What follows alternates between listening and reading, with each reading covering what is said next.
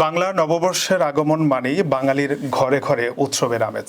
এই দিনটি আনন্দ, সম্প্রীতি আর ভালোবাসার বন্ধনে আবদ্ধ হওয়ার দিন।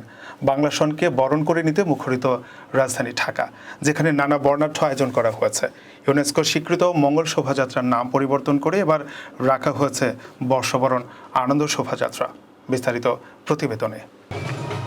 ভোরের প্রথম সূর্যকিরণের সাথে রমনার বটমূলে শুরু হয়েছে বর্ষবরণের ঐতিহ্যবাহী অনুষ্ঠান এসো হে বৈশাখ এসো এসো গানের মাধ্যমে। এই সুরধ্বনির মধ্য দিয়ে বাঙালি স্বাগত জানাচ্ছে নতুন বছরকে। ফার্স্ট শোভাযাত্রা, আগে কখনো আসা হয় নাই, বাট এক্সপিরিয়েন্সটা অনেক ভালো এন্ড অনেক এক্সাইটেড। স্পেশালি পিছনের মূর্তিটার জন্য অনেক এক্সাইটেড ছিলাম, ওটা দেখে অনেক ভালো লাগছে।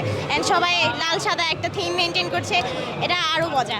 খুব সাধারণ মানুষ এবং প্রত্যেকটা মুক্ত চেতনা যে মানুষগুলো রয়েছে তাদের আমরা উপস্থিতি দেখতে পাচ্ছি।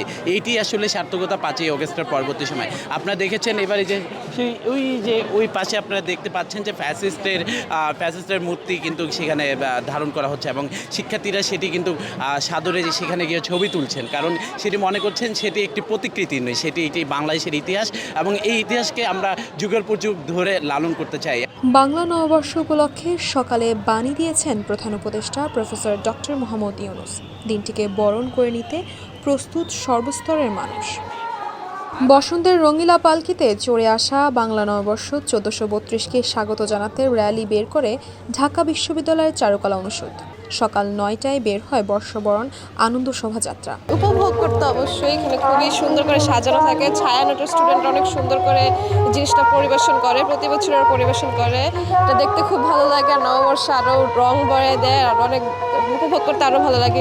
স্পেশালি শাড়ি পরা এসে একটা উৎসব ফিল হয়, তো অবশ্যই দেখতে অবশ্যই ভালো লাগে। নতুন প্রাণে নতুন উদ্যমে সবাই এগিয়ে চলুক, আবার আমরা নতুনভাবে সব কিছু গড়ে সুন্দরভাবে আমাদের দেশটাকে সাজাই, সবাই শান্তিপূর্ণভাবে বসবাস করি। শোভাযাত্রাটি চারুকলা অনুষদ থেকে শাহবাগ হয়ে টিএসসি, শহীদ মিনার, দোয়েল চত্বর হয়ে চারুকলা অনুষদ পর্যন্ত প্রদক্ষিণ করবে। এবারের শোভাযাত্রায় নিরাপত্তা বাহিনীর সদস্যরা সামনে না থেকে দুপাশে থাকে।